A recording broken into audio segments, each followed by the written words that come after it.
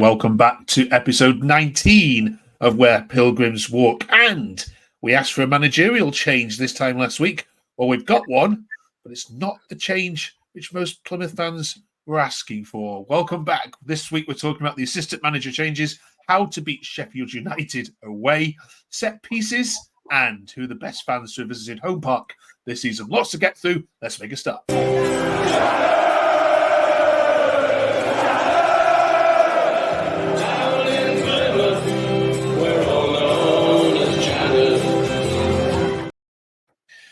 It was a washout this weekend, so we've got no football to talk about, Chris. But first off, was that the right decision to cancel that game?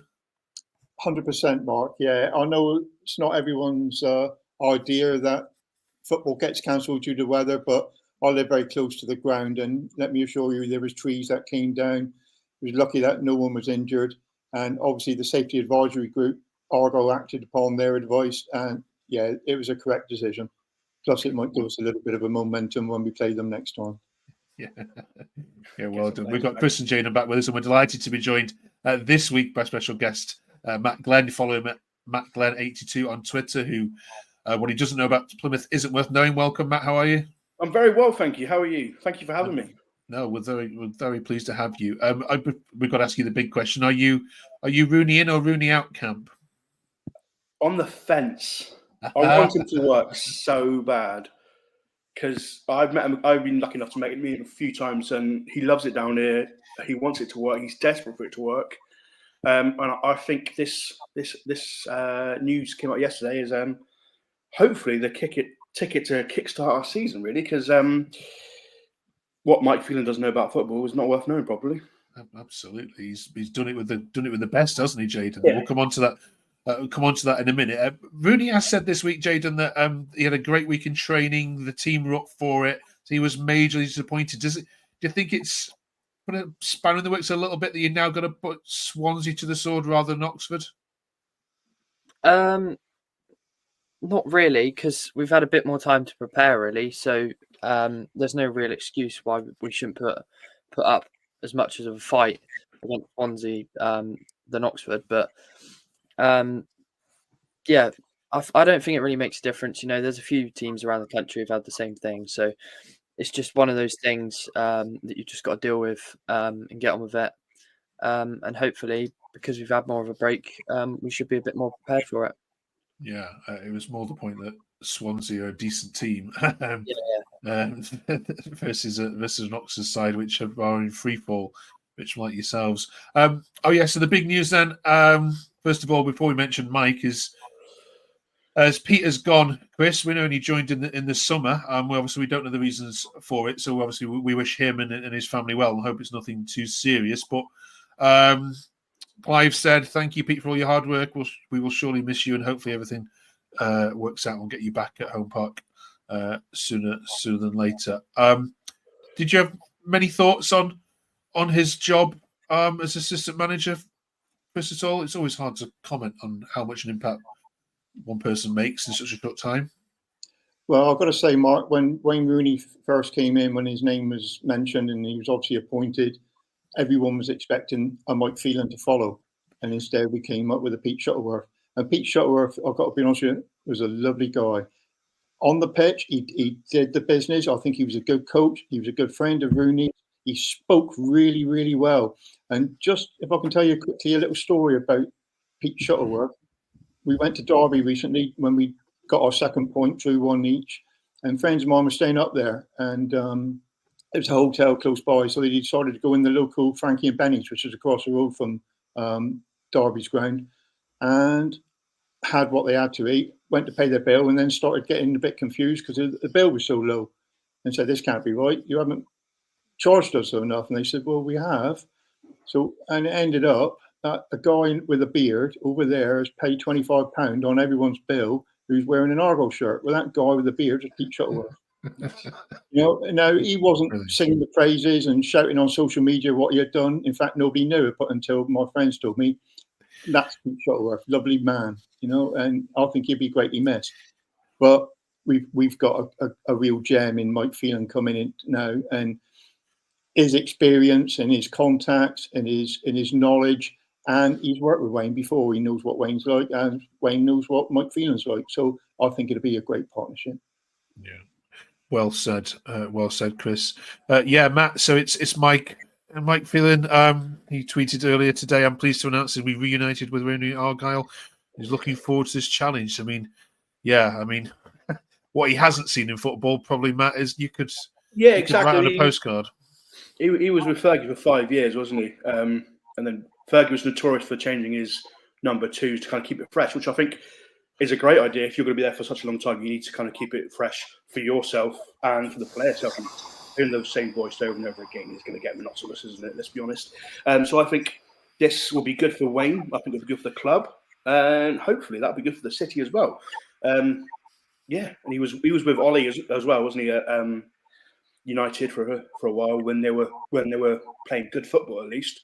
But always getting the results, were they? And he also won Premier League Manager of the Month in 2016. August 2016, when after Steve Bruce got sacked. So that's nice. That is good footballing knowledge there. Thank you very much. Jayden, it's hard to say what an impact an assistant manager has, but if you're a player in this Rooney side and you see someone like Mike Phelan coming into the training ground tomorrow morning or Wednesday morning after the Swansea game, do you think you get a lift yourself because they probably haven't worked with similar coaches of similar experience as someone as Mike Phelan? Do you think it will give them a boost or not? Absolutely. When you get a bigger name in, I think we saw it when Rooney first came in. I think we was performing a lot better than we are now, because obviously they've got a bit used to it. But it definitely gives you a bit of a lift straight away. You get the new manager bounce and stuff like that.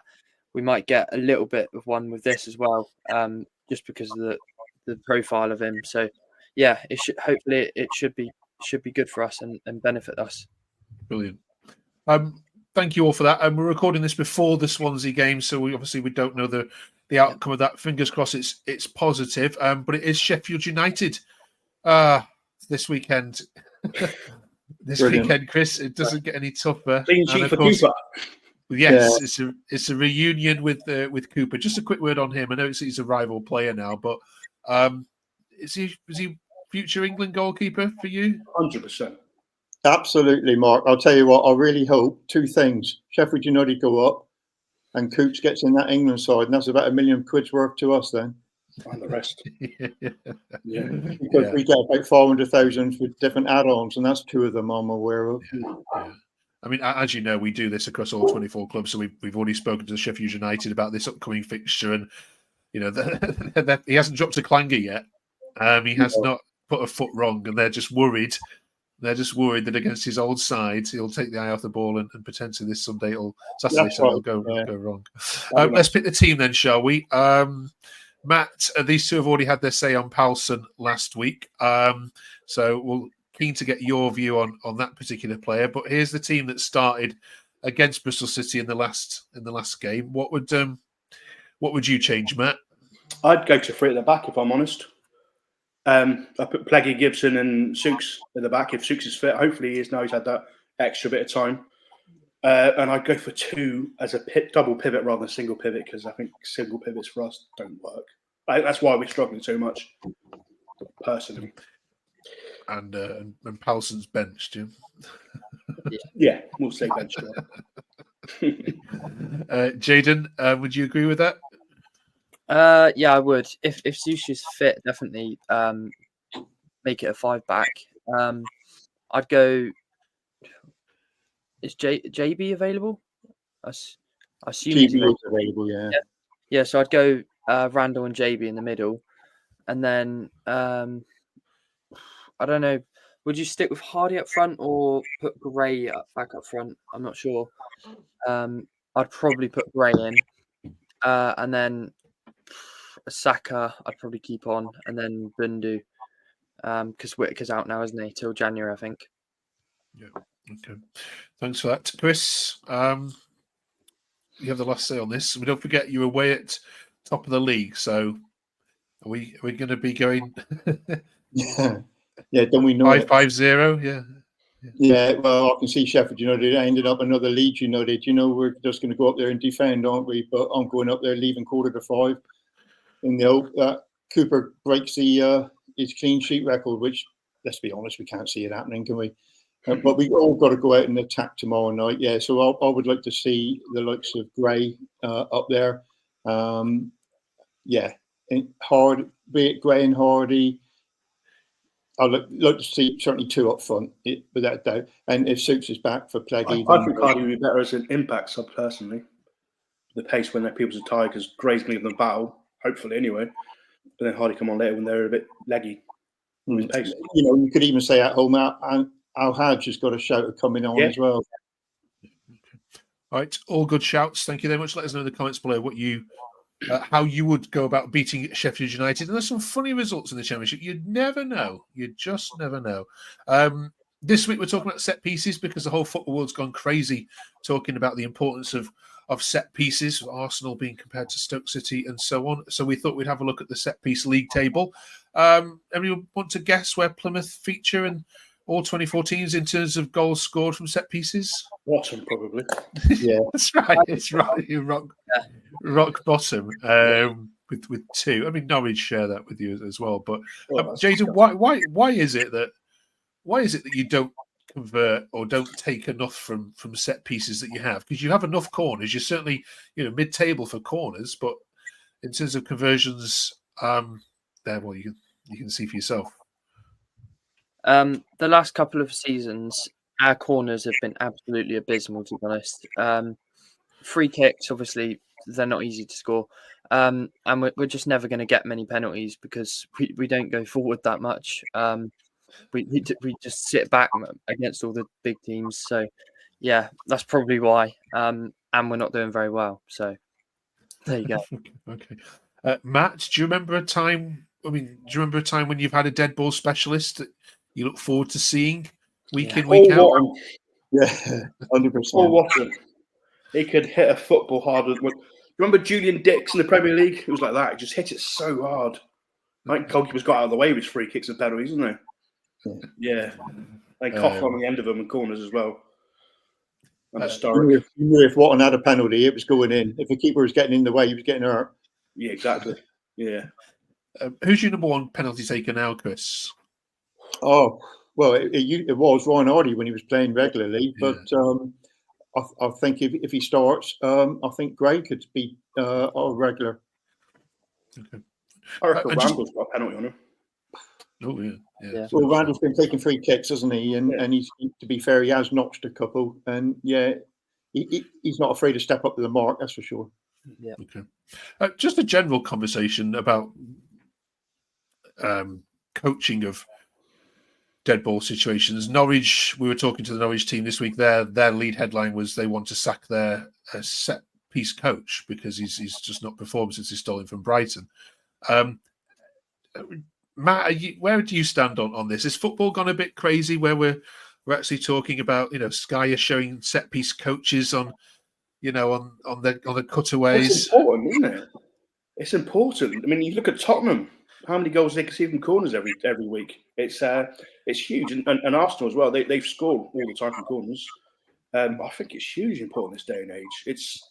It's something you can work on week in, week out, daily as well. That you can plan to do it, which is almost like an NFL tactic, isn't it? You can just have a proper specialist free kick taker and stuff.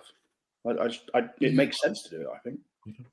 Well, Chris, I'll appeal to your years here, because back in PE, I remember PE teachers when they're coaching the football teams just saying, just stick the ball in there, son, and get your head on it. It's as simple as that, isn't it? Well, obviously not in this day and age, Mark, is it? Yeah. But it'd be lovely to be able to afford a free kick specialist, I think, to be able to have our own park at the moment. But we're struggling as it is with different coaches. We got a goalkeeping coach, and obviously we're getting back to Rooney and Phelan. Let's be honest, if you're a player coming into this team at the moment and hopefully in January transfer, you can't learn off a better pair. You got Rooney as an attacking force, and you got Phelan, who was a midfielder stroke defender. those two's got to be able to teach us something. And Rooney, he can step up to the mark when it comes to taking free kicks. He never took a duff one. Yeah. Fair enough. Right, we'll leave that debate there then for a second. FA Cup draw was made last Monday after we spoke to you. You're all hoping for a big Premier League name. Jayden, you happy with what you got? Yeah, I would say we are. It's obviously the first time we played Brentford at their new stadium. At the minute, we're not going to play them that often. They're doing pretty well in the Premier League. Seem to be pretty sustainable over the last few years. So yeah, I'm happy with the draw. Yep. Chris, is a ground that you've not been to, is a new one for you? It most definitely is, and I will be going, as I will Saturday against Sheffield. But Brentford, it's a Premier League team. Let's enjoy the day. I was a bit surprised that it only owed 17,000 something. So our away attendance is going to be, if we get 15%, about 2,600 going. But looking at the stats, I mean, they're the highest goal scoring at home in the Premier League, and we're the lowest away in the Championship. I think it's a 2-0 Argyle. That's draw, isn't it? It's going to be 2-0 Argyle, isn't it? At least you get a 3 o'clock kickoff, Matt. I mean, the FA Cup with many players has been ruined. We've got crazy kickoff times left, right, and centre for this one, but at least you get a traditional 3 o'clock. Yeah, exactly. Kickoff. Brentford's quite easy to get to from Plymouth as well, so it's kind of straight there, isn't it? Really, so it's a nice easy round. I'm scared. I'm not going to lie. I think they might. I'm not optimistic, if I'm honest. All right, we'll be previewing that on the channel. If you haven't yet subscribed, of course, please do so. There's loads of great Plymouth content, which Matt and Chris have also been parts of, but we're grateful for your support. One last thing this week, we've been asking each team who the best fans have been as away fans visiting the stadium. Now, your name has come up in lots and lots of fans that we've spoken to already, so let's find time for you to return the favour. Who's been the best away visitors to Home Park, Jayden? That's tough. I would say. Come back to you, Chris. Yeah. Oh, without a doubt. As much as this is going to hurt, and it is going to hurt, Portsmouth. If they could take that bloody bell away from that guy in the away end, then I'd have jumped even quicker at them. But for me, it's Portsmouth. They were decent. I've got to say, they were a decent evening game as well. They didn't stop. They were the Plymouth Argyle when we go away. That's what they were like. They were decent. Take that bell out of the equation. Happy days. Matt? 100% agree, Pompey. I thought Stoke were quite. I think there's some weird rivalry we've got now with Stoke because of the whole Schumacher situation, but I think they turned up just because of that, I think, and they're the only team to beat us as well at Home Park in the league. So I'm a little shout out to them. But yeah, thank you, Matt. Jayden? Yeah, I'd agree with Portsmouth. It's tough to say really because we've won a lot of games at home this season. But yeah, I'd stick with Portsmouth. Okay, brilliant. And a big shout out to Plymouth fans. As I say, we've spoken to lots and lots already. Even Norwich said, even though you took a battering, you did. Even though you were Bristol City said, even you were fighting in the stands, you were the best fans by far in terms of singing and numbers. So well done. Well done, you Greens. Right, enjoy the games this week. Fingers crossed for some good results. We'll see you in 7 days' time to review it all over again. Thanks so much for watching.